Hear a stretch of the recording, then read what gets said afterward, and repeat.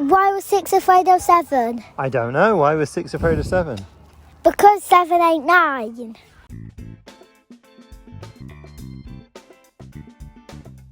Hi, I'm Peter Rowlett. And I'm Katie Steckles. And Peter, what is today's mathematical object? Today's mathematical object, I need to tell you a joke. A mathematician, a physicist and an astronomer are travelling through Scotland on a train, right? And I guess they're not Scottish. And they see through the window of the train a black sheep. And the astronomer says, "Aha, I see that all Scottish sheep are black." And the physicist says, no, don't be silly. What you mean is that some Scottish sheep are black. And the mathematician says, no, all we know is that in Scotland there is a field, and in that field there is a sheep, at least one side of which is black. So today's object is a sheep, at least one side of which is black. Right, good. I'm enjoying how mathematically that joke was told, in that you had to clarify they are not from Scotland. Like, this was a crucial step. Well, so many jokes are sort of, it's othering, right? It's like sheep are not black. People don't understand Scotland, you know. It's like what if you are a Scottish person who lives in a field of black sheep? You know, this joke doesn't work for you, sort of thing. It's kind of, yeah, I don't know. I find this all very difficult with jokes, but anyway. A lot of jokes are really basic, right? A lot of jokes are just straightforward, puns or silly wordplay or something like that. Are you ready for some quick-fire mathematical puns? Always. The classic one, of course, is what's purple and commutes? An abelian grape. An abelian grape. I've seen this as well as something like what's purple and goes to work on a train, which is like one step removed. You have to then put together commutes. Commutative grape? Yeah. That's not what it's called. I don't know. What's yellow and equivalent to the axiom of choice? Zorn's lemon. Zorn's lemon. Yep. There's a sense in which these are not being told. This is just taking me right back to my university days where this was all we did. Yeah. How do you keep warm in a cold room? Oh, I don't know that one. You go to the corner because it's always 90 degrees. Hey! That's good. That's good, I like that. Yeah. I put out a call on Twitter last night. I just idly tweeted, give me your maths jokes, and it's gone absolutely mad. And in that way that Twitter works, I've got like a couple of 100 likes and 100 replies or something, and I now can't use my phone. And it's just this happens from time to time on Twitter. It's just hopeless as a system. It should have some way of coping with the volume of information so that I can still use my phone, but I can't. Where do maths teachers swim? I'm sure I know this, but I can't remember. Indices. Oh, indices, yeah. Of course. And there's all sorts of, there's a fine line between a numerator and a denominator. Nice. What do you call an eigensheet? Oh, I don't know. A lambda? Oh, of course, yeah. It's know. They're all in there. I've definitely heard them all. Yeah. There's the one about what do you get if you cross a mosquito with a mountain climber? Oh, you can't cross a vector with a scalar. Yeah, that needs quite a lot of prior knowledge, doesn't it? There's like several wordplays going on in that one. Who is the roundest knight in King Arthur's court? No, I don't know. Circumference. Oh, of course, yeah. Of course. I'll stop at nothing to avoid negative numbers. Yep. Room full of mathematicians and graph paper. I bet they're plotting something. Nice. And so on and so on. And then there are just sort of silly jokes that aren't quite wordplay. What did 0 say to 8? Nice belt. Nice belt. What's an anagram of Bannocktarsky? Bannocktarsky. And there's another one, which is when I first heard the joke about Bannocktarsky's paradox, I was beside myself. Excellent, yeah. I feel like there's a massive range here between ones that like a school child would tell to their friends in the playground and ones that require a degree in maths to actually get the joke. Yeah, that's right. So this morning, listeners will have heard it because I put it at the start of the episode, but I asked my son whether he knows any maths jokes, and he told me one, the 789 one. And then he's like, do you know any maths jokes? And I said, No, I don't think I do. Because all that went in my head is like Zorn's lemon and Bannocktarsky, and what can I tell him that he'll get? You know? Yeah, by the way, if anyone listening doesn't get any of these jokes, it's probably because there's a maths concept that we've failed to explain. But, feel free to Google things or email us, definitely. And we'll put them in a future episode for you. Yes. Do a full explanation of Bannocktarsky's paradox. Why did the chicken cross the Mobius strip? That one doesn't have a punchline, does it? Well, you just go, to get to the same side. Yeah. There's one that goes knock, knock, knock, knock, knock, knock, knock, knock, knock, knock, knock, knock. Who's there? Fibonacci. Hey! There's one that goes, is the Fibonacci sequence difficult to understand? No, it's as easy as 1, 1, 2, 3. Wonderful. I love it. And now I've told 2, I can tell this Fibonacci joke is as funny as the last 2 you heard put together. Yeah. Yeah, it's the standard. There's some about aspects of mathematics or mathematical things. All the mathematical functions went to a party. They saw the exponential function sitting by itself. They poked it and said, come on, join in. And it replied, it's not my fault. Every time I try to integrate, I just end up with myself. Oh. Yes. I was trying to think if I know any jokes that I've told to Sandy Toxvig on QI, and I can't think of any. Do you have any? There is one that I've told to Sandy Toxvig on an episode of QI, yeah. So that was the one about infinitely many mathematicians that walk into a bar, and the first one orders a pint, and the second one orders half a pint, and the third one orders a quarter of a pint, and the next one orders an eighth of a pint, and the bartender says, I'm just going to stop you there, and just pours 2 pints and puts them on the bar, and then says, the problem with you mathematicians is you don't know your limits. Yes. Very good. Shepherd asks his sheepdog how many sheep he's got. 40, says the dog. The shepherd says, I can only see 37. I rounded them up, said the dog. Yep. I mean, it's not clear why the dog's talking, but it's a joke. We'll go with that. Yeah. That's right.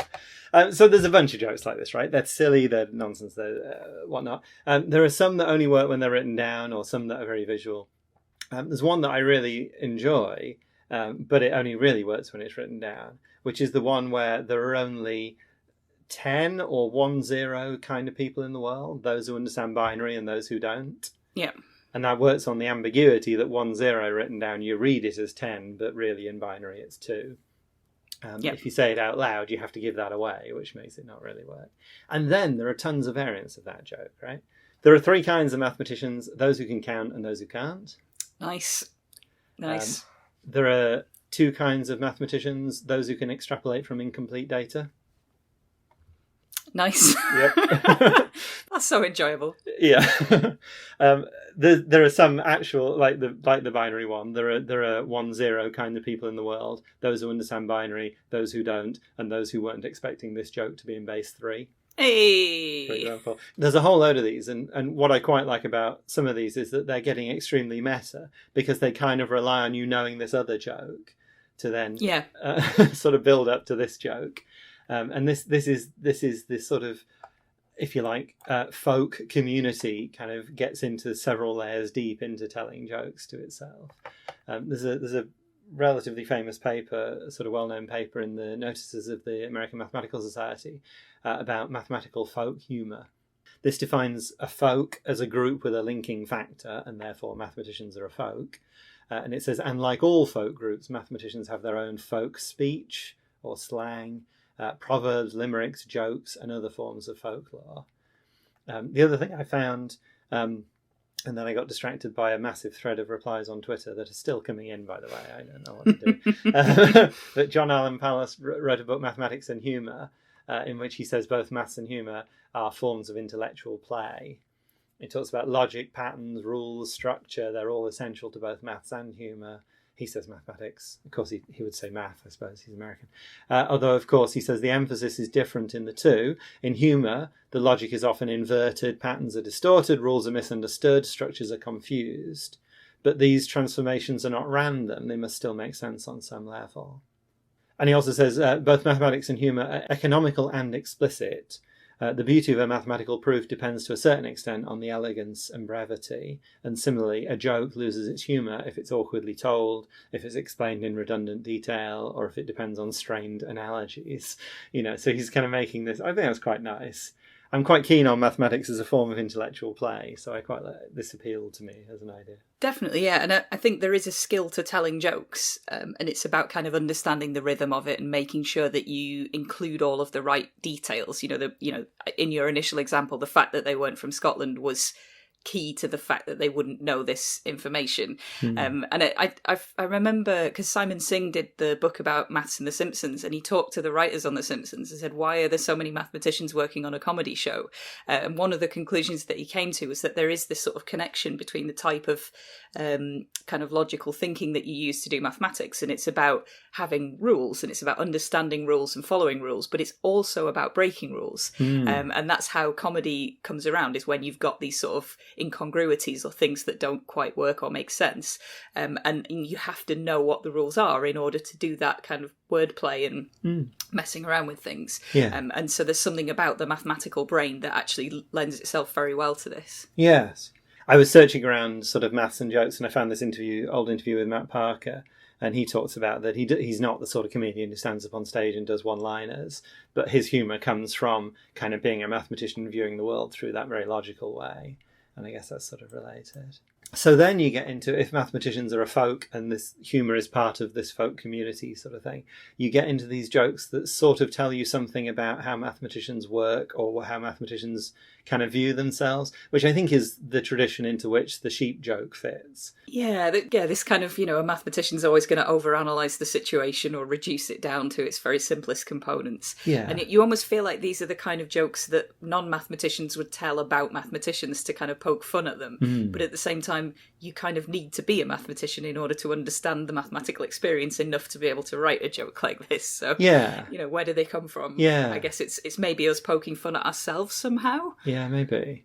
I think so. And also, of course, they vary. So the way I told it, the opening joke, I went for an astronomer, a physicist, and a mathematician, because then the astronomer extrapolates from the incomplete data to say that all Scottish sheep are black, or whatever it was, because astronomers have very little data and have to make some, do their science on the basis of limited observations often. And then the physicist is sort of the hero of the piece who makes the reasonable statement that only some Scottish sheep are, and then the mathematician completely overdoes it. So yeah, the physicist is an experimentalist, right? So all they can ever conclude is that I have observed a thing, and therefore this is a thing that may exist. Yeah, I guess that exists in some places. But I feel like the physicist in the joke is the most like the average member of the public would view it.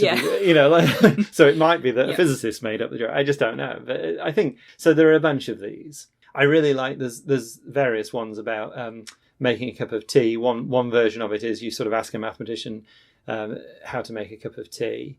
And there's a kettle on a hook and there's a stove and so forth. It's the kind of kettle where you have to boil water on a stove. I don't know. So they take the kettle off the hook and they fill it with water and they put it on the stove and they boil the water and they put a tea bag in the teacup and pour it and they've made a cup of tea.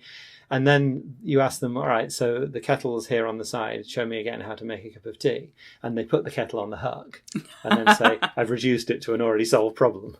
Excellent. I think that's brilliant, because that's something about how mathematicians work. I've used that in class where I'm like, now what we're going to do is we're going to make this more complicated because last week we saw how to solve the more complicated version of this. That's definitely a thing that happens in mathematics. Yeah, it's about using already proven theorems, right? If you can take a shortcut to a thing that's already been proven, then your work is done. Yeah, definitely.